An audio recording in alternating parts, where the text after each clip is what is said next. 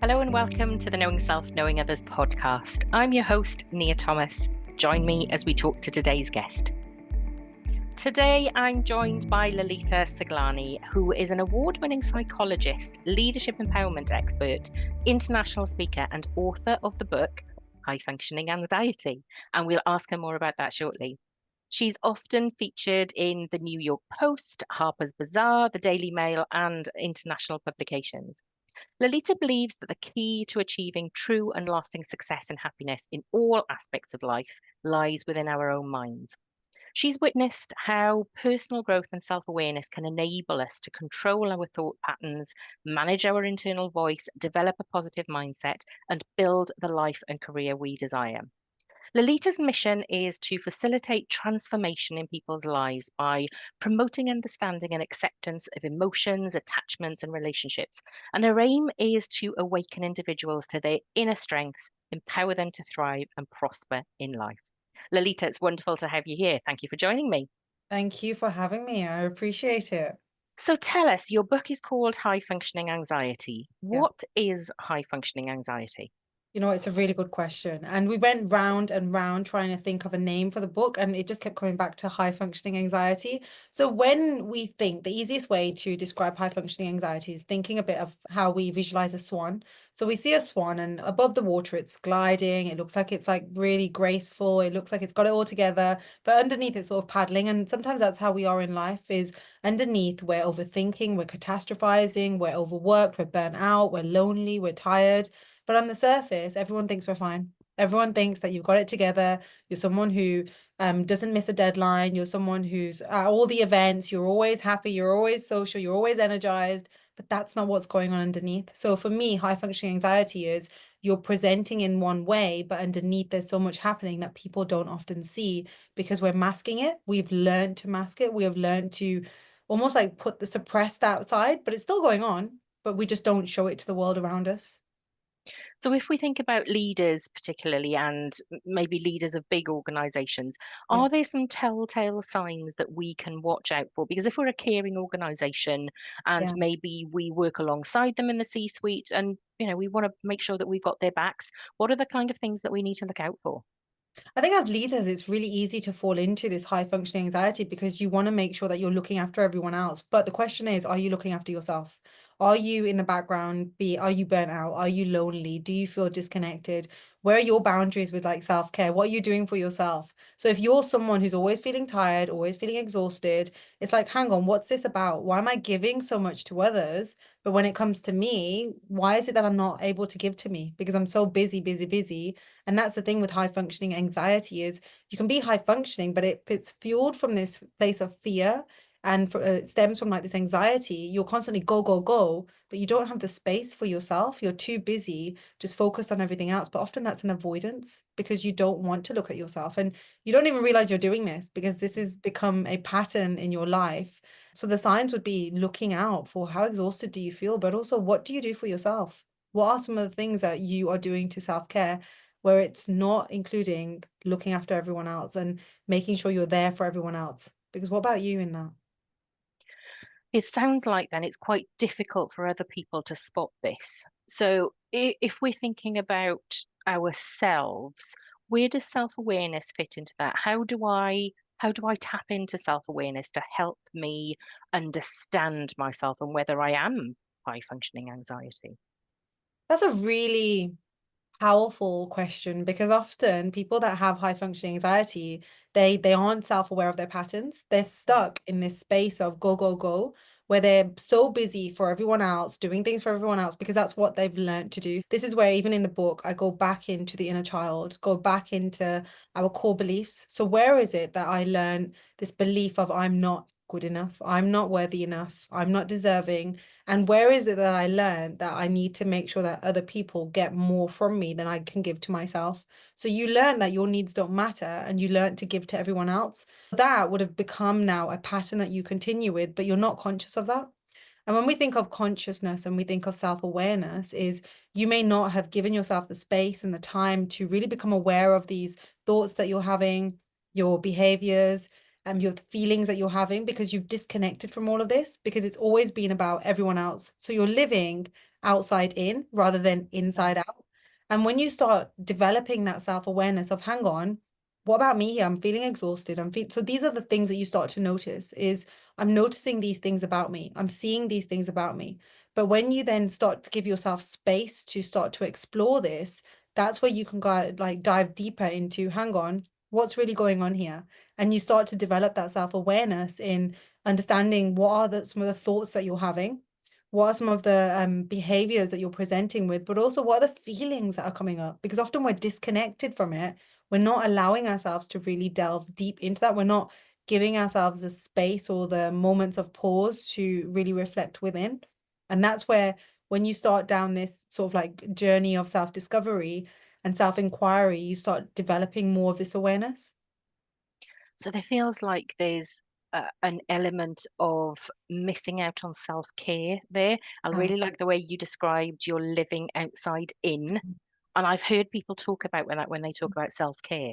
Yeah, yeah. So what you're doing is you have learned to attune to people around you and their emotions and their reactions, and you need to make sense, or your nervous system is connected to that. So if someone around you is not okay or is feeling sad or is feeling upset, you quickly need to regulate your own emotions. You need to fix that for them. That's what you've learned to do, but that goes back into your attachments, goes back into you making sense of maybe mom was inconsistent, dad was inconsistent. And it's not about blaming your parents, but it's about understanding, where did you learn to regulate your emotions in the way that you did? So maybe something along the way has been like, actually, mom and dad weren't able to hold your emotions, but you learned to regulate your emotions through where they're at. But that pattern then continues. But even in leadership, I see it happen with so many different high achieving leaders who are leading such an amazing company, but where is their self-care? They've learned to keep giving and giving and giving and giving, but they don't know how to give to themselves. And that's the really sad thing, is they've never learned that they are enough, they're deserving, they are entitled to be able to look after themselves. They're just so busy giving and making sure that everyone else around them is okay, but they don't know how to pause and just be with themselves without, or if someone else is upset, it's like, how do I just sit with that rather than I need to fix it? Because that's more about you than it is about the other person. Two things you said there that I really would like to explore. The first is, how do you define self-awareness? And then the other part is the part that childhood Mm. plays in our adulthood. And I ask that on the basis that for the last 18, 20 years, I've been working in the early years space. Yeah. So I'm a director of a children's charity, and our area of interest is preschool children. And in those 18 years, I've learned a lot about brain development and how parents have an impact on that brain development. So let me go back firstly to that first question of, how do you define self-awareness? Self-awareness is like the foundation. So self-awareness is a foundation of everything that's going on for you. And it's about understanding, what are your thoughts, what are your feelings, and what are your behaviors. So if you start to become attuned, so say, for example, I am speaking to one of my colleagues, and when they're talking to me, they might be dismissive, or they might just be on their laptop and I'm trying to have a conversation.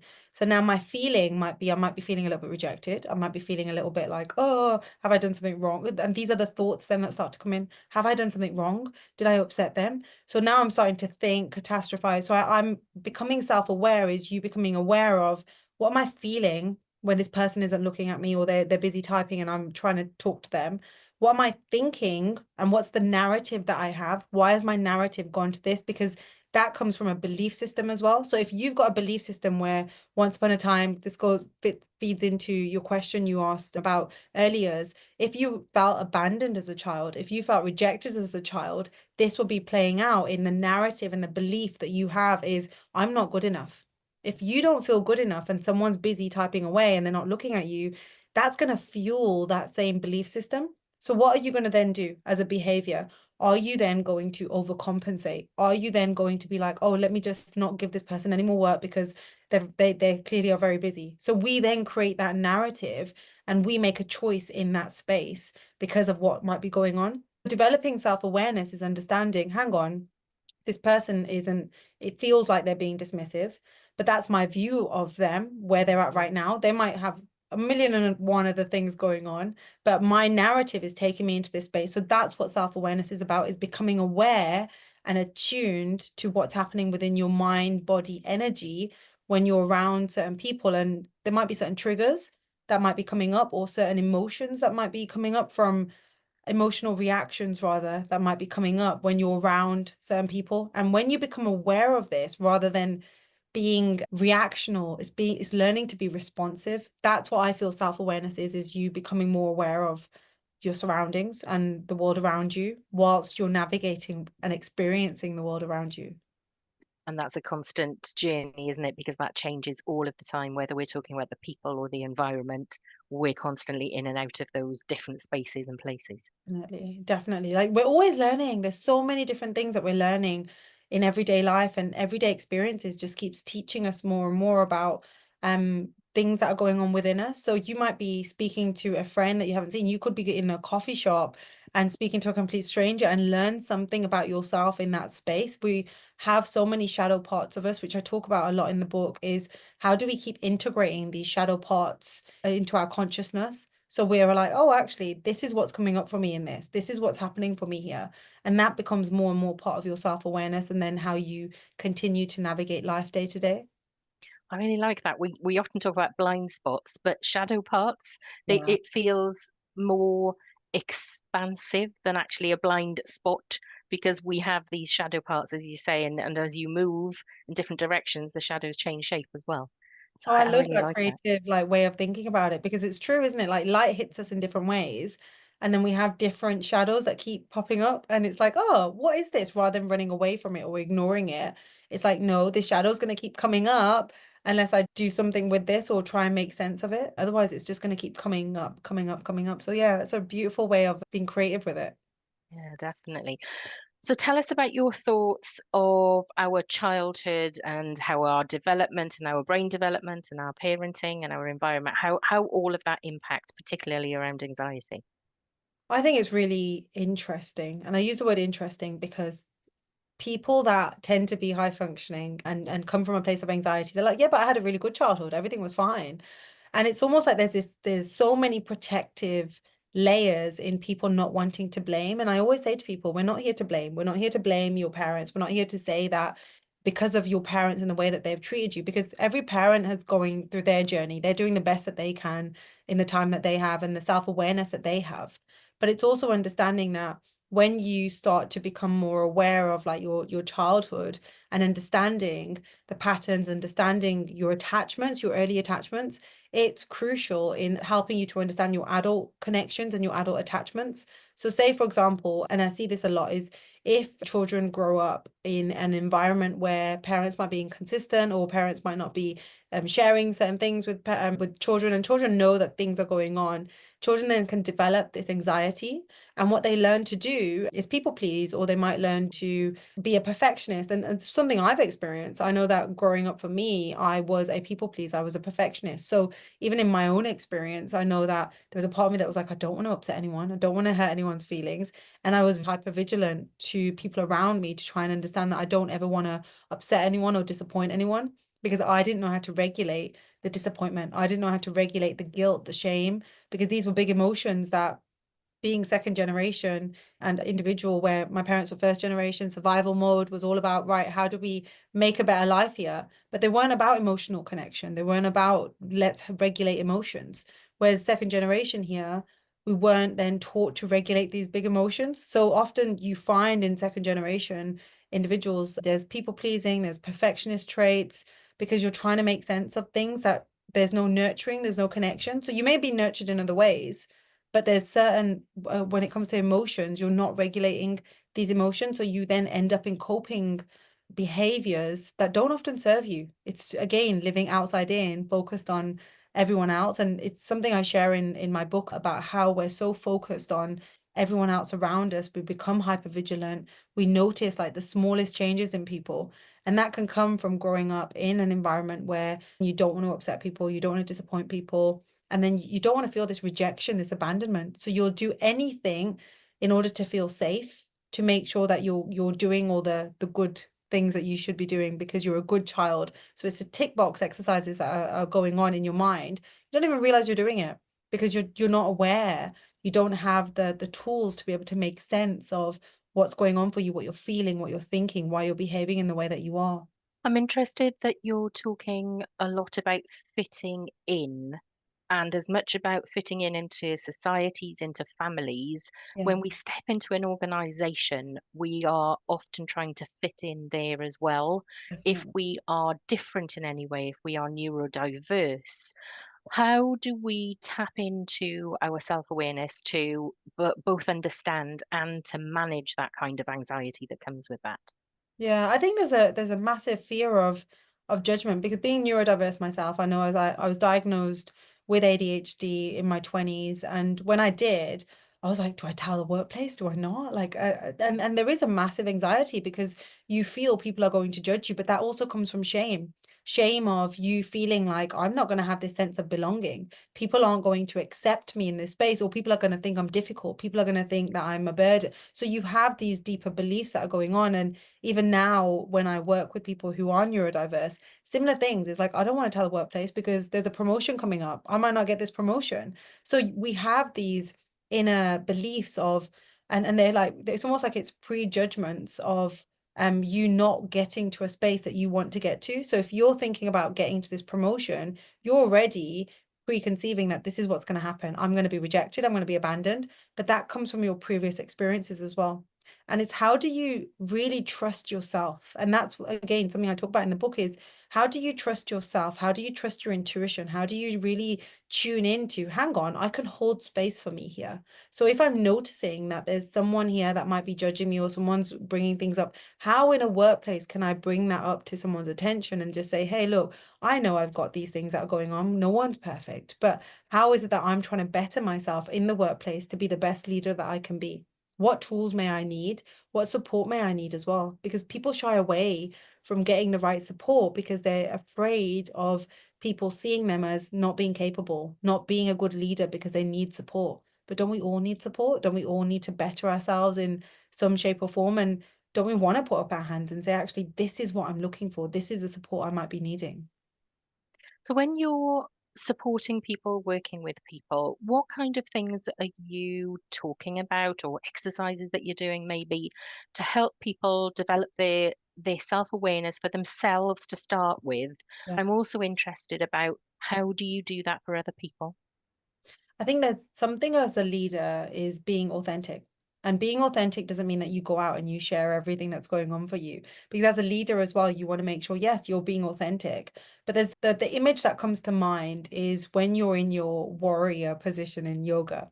And when you're in your warrior position, you have your arm out, you've got your focus, but you've also got this barrier, this boundary that's there, but your heart space is open. So although your heart space is open, you've still got that boundary in place. You're still making sense of, I'm not going to wear my heart on my sleeve. I'm not going to wear my heart here. I'm going to protect myself. I'm going to learn to put in these boundaries. So when, as a leader, you don't want to be sharing everything with everyone around you and your employees as well as other people in leadership because you don't know how other people are going to react, but you want to become more in tune with, hang on, what's going on for me? What's important for me to share in the workplace? What do I feel like I don't need to be sharing? Because what we don't want to do is just start sharing everything. But there's also other people that may not have self-awareness, that may not emotionally regulate in a certain way that is going to be helpful for us. So we also need to learn the boundary and make sense of what's going on for me, but really tuning in and trusting with how then can I communicate with others based on the needs that I need. So for me, it starts from within, you looking at what are your needs, what are some of the things that you might be needing, but also not getting caught up with these are the people that are going to give me everything to give me or to provide me with what I need. It's like, no, we can also give ourselves that by understanding what are these needs? What's the intention of me wanting people to know certain things about me? Because you want to protect yourself as well within the workplace. It feels like both as individuals, we have to step up to the mark, Yeah. but actually the organizations have to meet us at that point as well. So it's a two-way street. So Yeah. if you're talking about or talking with leaders who have people within their organizations that they may be people with high functioning anxiety, how do you raise that leaders awareness and what do they do to support those individuals? So often leaders will say, I don't want to get rid of it. I don't want to get rid of my high functioning anxiety because how else am I going to function? And I think this is where we want to raise awareness in that actually, no, there's burnout. There's real physical impact of this. And often people will start going or looking within once they hit that burnout. So because their coping strategies of go, go, go, go, they hit that point, they hit that brick wall, and they're not able to get back up and use them strategies in the same way. And that's when they're willing to want to look within. But we want to try and get people to be preventative with this and start to become more aware. And that's one of my missions, is becoming more aware of this high functioning. Like, you're not going to get rid of your high functioning side if you get rid of or learn to manage the anxiety. And there's a really beautiful film that's recent, a cartoon that's recently come out, Inside Out 2, and it shows anxiety. I don't know if you've watched it. Not Uh, yet. It's definitely on my no, list. it's such a beautiful cartoon. Like, it just shows you how anxiety can show up, but it also shows you how when you're connected with all your other parts of you, how working together and how really supporting yourself, it manages your anxiety rather than your anxiety just blocking out everything. You're being very reactive because you're catastrophizing about something that may not have happened because you're trying to keep yourself safe. It's like, no, actually, I don't need to do that. What I need to do is learn to understand what is this thing, and this is where self-awareness is important. What's creating the anxiety within me? Why do I feel certain things when I'm anxious? And what's going on? So that again is part of your shadow self that we want to learn to integrate into yourself. So when we work with leaders, often leaders don't even know about high functioning anxiety. The amount of talks that I've done in different corporates, and they're like, this exists. This is something that I didn't even realize existed, or I just thought it was something that I go through. I didn't realize other people go through this, because it's that imposter within you, is you presenting as, yeah, I'm fine, but actually underneath there's this other part of you, and you ignore it, but you think that you're the only one that's going through this, but you're not. Like, I think there were stats that were done that how many people struggle with imposter syndrome. It's over 85% of people. Don't quote me on that, but I remember reading something about 85% of people the struggle with imposter syndrome, but no one will ever share that this is what's going on for them, because we need to keep up this appearance. We need to keep showing that I'm okay, I've got it together. Look, I'm here, I'm here. But as a leader, actually, no, we want to be relatable. We want to be real. We want to be authentic with what's going on for us. And if we're struggling and if we're seeing our staff struggling, how do we then look after them? How do we then teach them to look after themselves? But also, yeah, step in and be as functioning as you can in the workplace. But even like little moments of self-care can go a long way in just keeping your mental health and keeping you grounded every day. It's interesting as you talk that the number of conversations that I have with different podcast guests, and there are so many connections between what we talk about. So, high functioning anxiety, overwhelm, imposter syndrome. I've spoken to podcast guests, so Adrian Ashton and Aoife O'Brien, who are both talking about imposter syndrome, as well as Melanie Wilkie.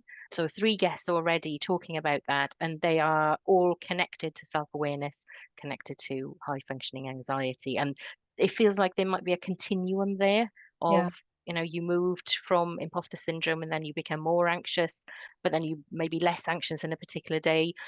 So how do we manage this? How do we move so that we feel less anxious in a particular situation? How do we manage that on a day to day, on an hour by hour maybe?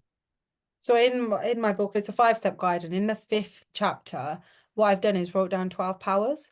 And the powers are about how do we really empower ourselves? How do we really show up? So things like really setting boundaries with ourselves. But to do that, we need to learn more about ourselves. We need to become more aware, and we need to understand what our needs are. And if we've never done that, it's like speaking a very different language, and it can feel very intense initially, but the more you do it, the easier it becomes for you. So when we're talking about how do we show up, we need to learn what do we give ourselves. So if you're, for example, just eating for the sake of eating, we need to learn, hang on, when do I feel hungry? When do I feel thirsty? And when I do, what am I giving myself? Am I just filling myself with anything, or am I being really consciously aware of and intentional with what I'm doing for myself? Because if we're just like, okay, I'm noticing I'm hungry, just go, but we're very unconscious about it, that's not helping you. So how do you really help yourself? How do you really start to show up for yourself and become more aware of thoughts, feelings, behaviors, your belief systems of how you see yourself, how you see others, how you see the world? Where do you feel like you are in that? It's everyday life. We're taught, we're given opportunities to go deep within, to start understanding more and more and more about ourselves. But we also need to invest that time. And when we are high functioning anxiety, we don't know how to, because we're so busy with go, go, go.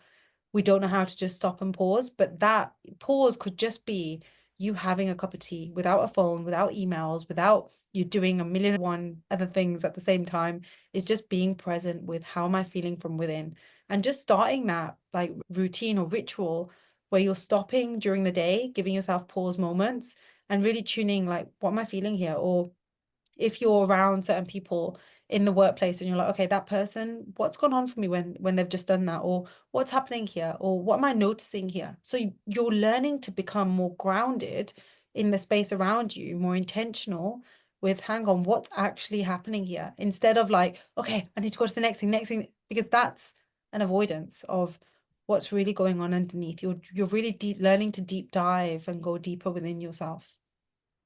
So tell us a bit more about your book. What else might readers find in your book? I've intentionally split the book into two sections. So the first section is all about unlearning. We go through unlearning first because we have to go back to the beginning, understand where has it all come from? Why is it that I think in this way? So I go into the inner child, I talk about the beliefs that we have developed over time, and then we move more into the learning space. And the learning space is, how now do I move forward with a new language that I'm trying to learn, a new language that I'm like, okay, how do I deal with this? It's like, no, there is a way, and there is another way, a way that you just learn to develop this inner peace. You develop this space where you can just be without the do. It's like, no, I can just be, and I'm okay with this because you've learned to regulate your emotions. So you're not just sitting with guilt and shame and thinking, how do I get rid of this? It's like, no, I can sit with this. I'm learning to understand it. And I can then integrate that back into my life to make sense of what's going on to help me keep growing and to develop personally and professionally. Where is the best place for people to get hold of your book? If you Google high functioning anxiety book, it'll come up with Amazon, Waterstones. It's available in a majority of the bookstores out there. So just type in high functioning anxiety book and it'll come up with your Brilliant. And nearest we'll bookstore. make sure that there is a link in the show notes too, so that our watchers and our listeners can get a copy. So, what are your thoughts on the future? Because I'm quite interested in, as we move towards ultra digitalism, that we're going to have this need for hyperhumanism, and I've got this hunch that we're going to need to balance things out, and we can't become so ultra digital that actually we can't balance hyperhumanism. What do all of those things mean for people who have high functioning anxiety? How do they shift into this very digital focused world? And how do they manage working from home, hybrid working, virtual communication? How does all of that fit?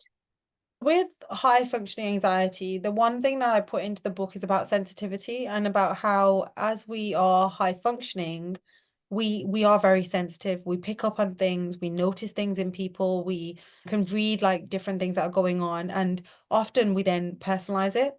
And when we're sitting at home and we're hybrid working, we need to be very mindful of that, because if we get an email, if we are communicating through text, if we are communicating via Slack, we need to be mindful of, hang on, when I'm reading something, what's going on for me? What am I noticing?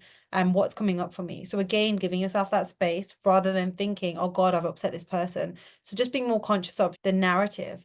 But I think it's also about having boundaries, because yes, you want to be around people. So when you are going into the office, you're connecting with people, you're getting an idea of how people are. So when you are messaging online, you're connecting, it's a very different space. But I think also anxiety is going to evolve as well in how we're connected with different people. So when you are working from home and then you're going into the office, you will naturally start to feel a little bit more anxious, because you're like, oh God, I need to be around people, and what are they going to be thinking about me? So we're going to have a different type of anxiety that's going to evolve. And I think it's about becoming more aware of, just again, your anxieties, your triggers, your feelings.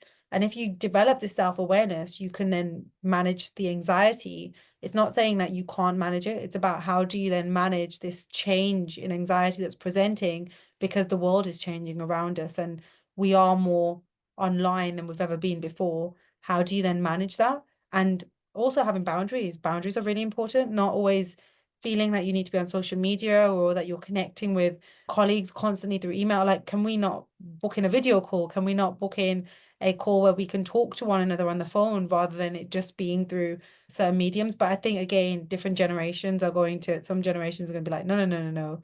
I prefer this and I don't want to talk to anyone.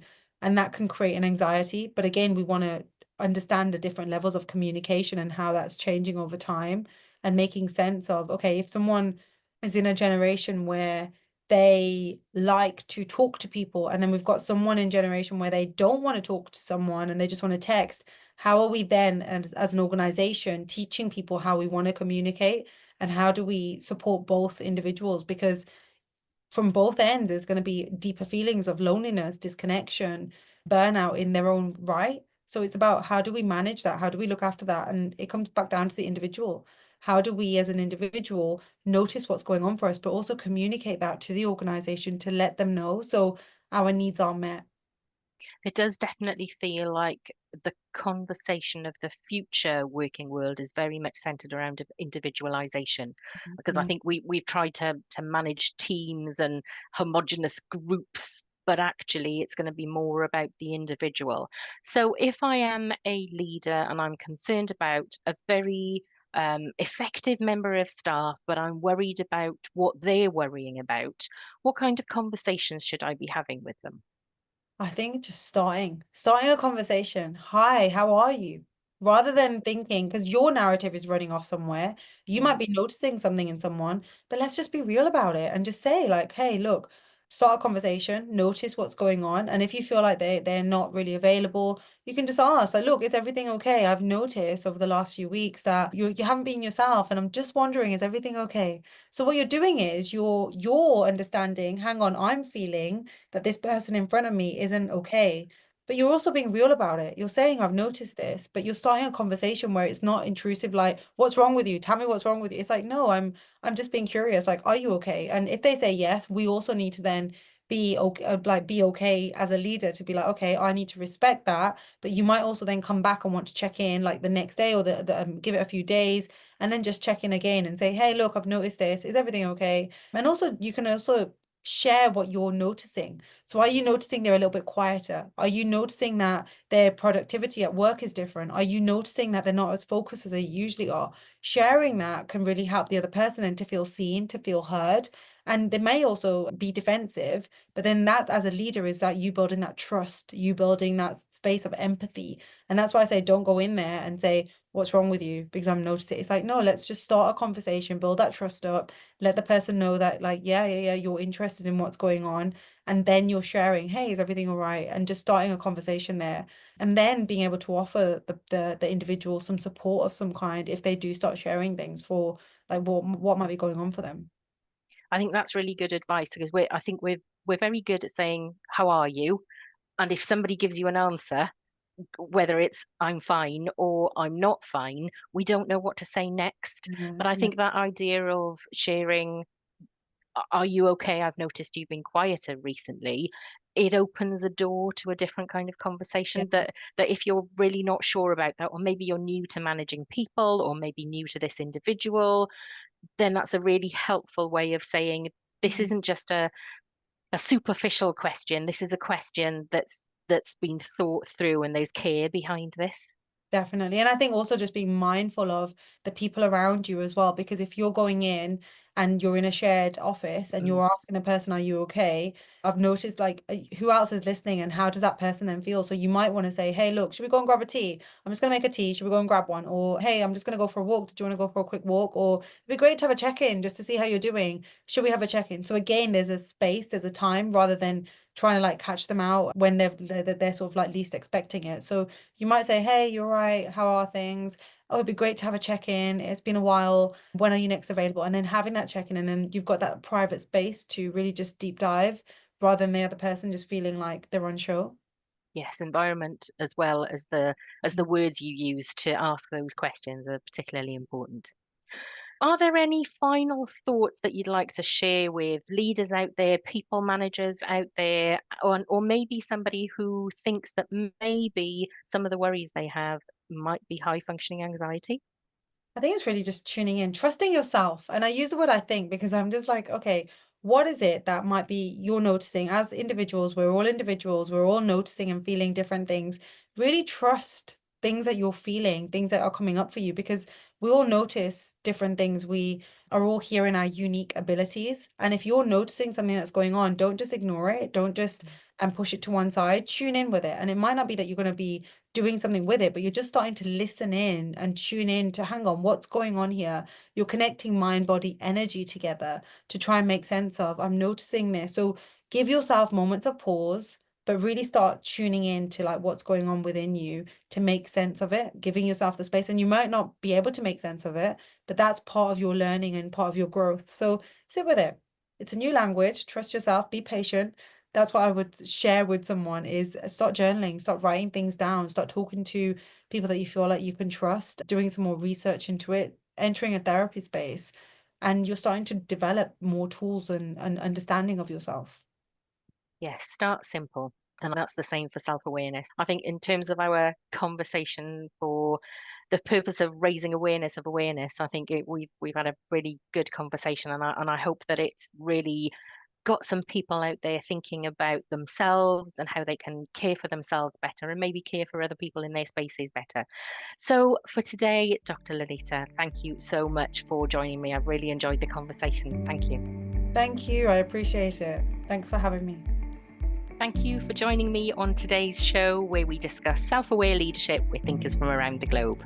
If you want to make sure that you keep in touch with what's going on in the world of self-aware leadership, head over to my website and sign up to my newsletter. Looking forward to having you on my learning journey.